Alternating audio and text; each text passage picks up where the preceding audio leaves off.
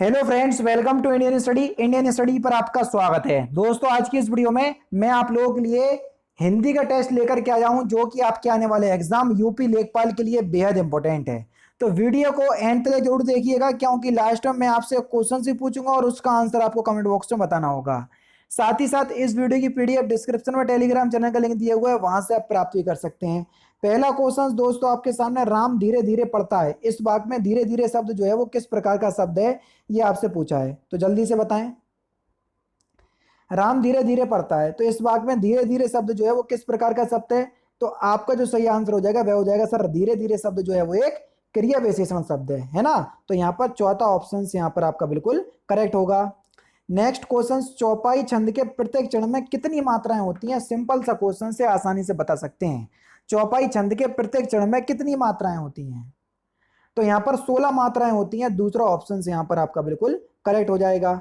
जिन शब्दों के अंत में छोटा आ आता है उनको क्या कहते हैं? बेहतरीन क्वेश्चन, जल्दी से बताइए कि जिन शब्दों के अंत में छोटा आ आता है उनको हम क्या कहते हैं? जिन शब्दों के अंत में छोटा आ आता है उनको हम अकारांत शब्द कहते हैं। जैसे महल, महल शब्द में एंड में ला आया, ला का बड़ा विच्छेद करो जरा, ला और प्लस में छोटा आ, तो छोटा आ गया।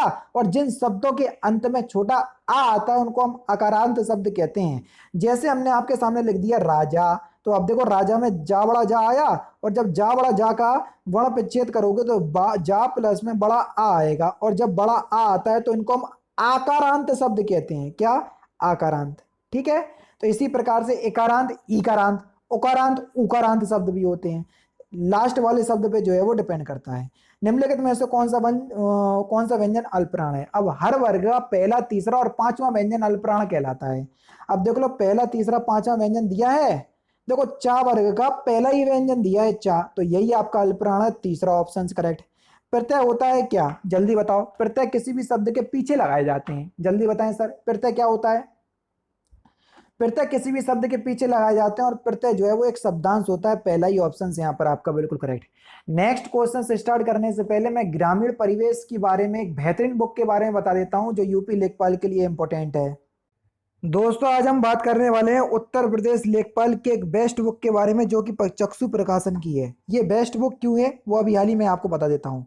आप सभी लोग जानते हैं ग्राम समाज एक ऐसा टॉपिक है जो केवल लेखपाल में ही पूछा जाता है, तो इसलिए आपको इसकी प्रॉपर और अच्छे से तैयारी करने के लिए ये बुक आप लोगों के लिए बहुत ही ज़्यादा हेल्पफुल होगी, है ना। और बेस्ट बुक क्यों है वो मैं आपको बताता हूँ। क्योंकि इस बुक को पुराने पेपर को, यानी कि जो पुराना पेपर जो प्रीवियस ईयर में हो चुके हैं, उसको ध्यान में रख करके ये तैयार की गई है। 2 सॉल्व पेपर आपको मिल जाएंगे, जिससे आपको ये पता चलेगा खुद कि ये बुक में जो मटेरियल आपको या जो कंटेंट आपको प्रोवाइड करवाया जा रहा है एक्चुअल में आप लोगों के लिए यूजफुल है या नहीं, तो उससे आपको ये पता चल जाएगा। 1100 से ज़्यादा जो आपके क्वेश्चंस आ चुके हैं पिछली परीक्षाओं में, वो क्वेश्चंस इसमें समाहित हैं। और ग्राम समाज के जितने भी टॉपिक हैं वो बिल्कुल थ्योरी वाइज अच्छे से इसमें जो है वो बताए गए हैं। ये इसका इंडेक्स है, बाकी मैं आपको बताता हूँ।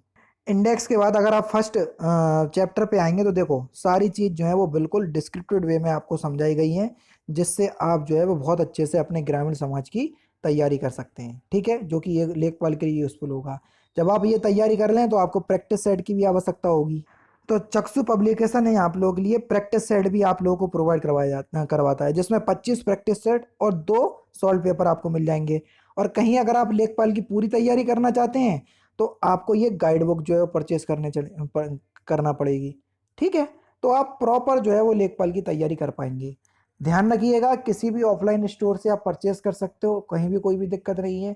प्रॉब्लम हो रही है, डिस्क्रिप्शन में लिंक है, तो चेकआउट कीजिएगा, वहां से भी आप परचेज कर सकते हैं। अमेजॉन, फ्लिपकार्ट, जो भी आपको ठीक लगे, जो आप लोगों के लिए सुइटेबल हो। नेक्स्ट क्वेश्चन दोस्तों आपके सामने है। यहां पर आपको असमानार्थक शब्द आपको बताना है। स्वर, आवाज, श्रवण और ध्वनि, जल्दी बताएं। तो देखो, स्वर, आवाज और ध्वनि ये एक दूसरे के पर्यायवाची शब्द हैं, जबकि श्रवण अलग होगा। तीसरा ऑप्शन करेक्ट। जन्म, मृत्यु, उत्पादन और उगना, तो इसमें आपको असमानार्थक यानी कि बिल्कुल अलग शब्द बताना है जो औरों से भिन्न हो। मृत्यु, मृत्यु शब्द जो है वो औरों से भिन्न है। दूसरा ऑप्शन यहाँ पर आपका बिल्कुल करेक्ट हो जाएगा। अधिसूचना का अंग्रेजी अनुपात, चूंकि ये क्वेश्चन आपके यूपीएसआई में पूछे गए थे इस तरीके के, तो मैंने ये ले आया। नोटिफिकेशन होता है। ठीक है, सिंपल सा क्वेश्चन। चौथा ऑप्शन करेक्ट। तद्भव शब्द आपको बताना है, कौन सा तद्भव शब्द है, ये भी बड़ा सिंपल क्वेश्चन से आसानी से बता सकते हैं। तो सही आंसर हो जाएगा बंदर। बंदर शब्द जो है वो तद्भव शब्द है, इसका जो तत्सम होगा वो होगा बानर, जो कि पहले ऑप्शंस में आपको दिख रहा। निम्नलिखित में से कृतवाचक वाक्य बताइए। कृतवाचक वाक्य क्या है? तुलसीदास ने रामचरितमानस लिखी है ना, पहला ही ऑप्शन यहाँ पर आपका बिल्कुल करेक्ट। कर्ता का सीधा संबंध क्रिया से हो कृतवाच होता है, ठीक है। और जब मैं वाच पढ़ाऊंगा तब आपको अच्छे से समझा पाऊंगा, क्योंकि इसके लिए एक्सप्लेनेशन थोड़ा ज्यादा देना पड़ता है, ठीक है। ये जो विराम चिन्ह आपको दिख रहा है, ये इस विराम चिन्ह का नाम आपको बताना है। तो ये एक तुल्यता सूचक विराम चिन्ह है। दूसरा ऑप्शन यहाँ पर आपका बिल्कुल करेक्ट है। मुझे किस प्रकार का सर्वनाम है, ये आपसे पूछा है। तो ये आपका एक उत्तम पुरुष सर्वनाम है ना। पुरुषवाचक सर्वनाम के 3 भेद होते हैं। पहला वे होता है आपका उत्तम, मध्यम और अन्य। तो उत्तम पुरुष में मुझे, मैं, हम, हमारा, ये सभी शब्द देखने को मिलते हैं। कौन सा शब्द गणेश का पर्यायवाची शब्द नहीं है? सिंपल सा क्वेश्चन से, धनद गणेश का पर्यायवाची शब्द नहीं है। सुशिक्षित शब्द में उपसर्ग आपको बताना है, कौन सा उपसर्ग है सुशिक्षित शब्द में? सु उपसर्ग होगा, दूसरा ऑप्शन से यहाँ पर आपका बिल्कुल करेक्ट है। अतः शब्द का समानार्थी शब्द पहचानिए।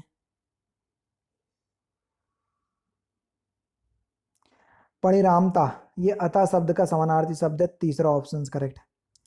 किस वर्ण का उच्चारण स्थान कंठ और तालु होता है? जल्दी बताओ। ए और ऐ, ये ए और ऐ दोनों का उच्चारण स्थान कंठ और तालु होता है। दो वर्णों के मेल से होने वाले विकार या परिवर्तन को क्या कहते हैं? Simple question. तो उसको हम संधि कहते हैं, पहला ऑप्शन करेक्ट। रौद्र रस का स्थायी भाव, वेरी सिंपल क्वेश्चन, जल्दी बताओ कि रौद्र रस का स्थायी भाव क्या होता है? तो ये होता है आपका क्रोध, पहला ही ऑप्शन करेक्ट। उस तपस्वी से लंबे थे देवदार दो चार खड़े, में आपको बताना है कि कौन सा अलंकार होगा।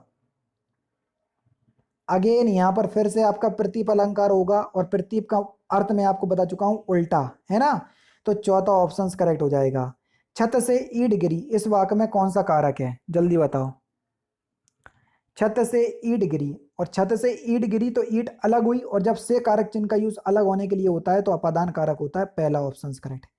एक अनार 100 बीमार, ये क्या है? मुहावरा है, वाक्यांश है, वाक्य या लोकोक्ति है? एक अनार 100 बीमार, ये एक लोकोक्ति है। और मुहावरा और लोकोक्ति में क्या फर्क होता है? लोकोक्ति एक पूरा वाक्य होती है, जबकि मुहावरा वाक्यों का अंश होता है, ठीक है। चौथा ऑप्शन करेक्ट। निम्नलिखित में से कौन सा उच्चवाच का संधि विच्छेद है? सही आंसर हो जाएगा आपका उत्त प्लस श्वास, चौथा ऑप्शन यहाँ पर आपका बिल्कुल करेक्ट हो जाएगा। वाचस्पति किस समास का समस्त पद है? वाचस्पति तो अलुक तत्पुरुष। अलुक तत्पुरुष के 5 उपभेद होते हैं, उसमें से एक है अलुक तत्पुरुष। वाचस्पति उसी का समस्त पद है, दूसरा ऑप्शन करेक्ट। दिए गए विकल्पों में से आपको रिक्त स्थान की पूर्ति करना है। अगर विद्यार्थी फिल इन द ब्लैंक्स होंगे तो देश का भविष्य फिल इन द ब्लैंक्स होगा। अगर विद्यार्थी आदर्शवासी होंगे तो देश का भविष्य जो है वो उज्जवल होगा, चौथा ऑप्शन करेक्ट। और लास्ट क्वेश्चन के निर्मल शब्द का विलोम शब्द क्या है? तो इस क्वेश्चन का आंसर आप मुझे कमेंट बॉक्स में बताएंगे कि निर्मल का विलोम शब्द क्या है। तो दोस्तों ये थे आपके 25 हिंदी के इंपॉर्टेंट क्वेश्चंस जैसा कि आपके एग्जाम यूपी लेखपाल में पूछे जाना है, ठीक है। इस वीडियो की पीडीएफ डिस्क्रिप्शन में टेलीग्राम चैनल का लिंक दिया हुआ है, वहां से आप प्राप्ति कर सकते हैं।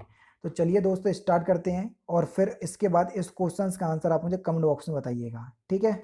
मिलते हैं फिर नेक्स्ट क्लास में, नेक्स्ट वीडियो में। जय हिंद, जय भारत।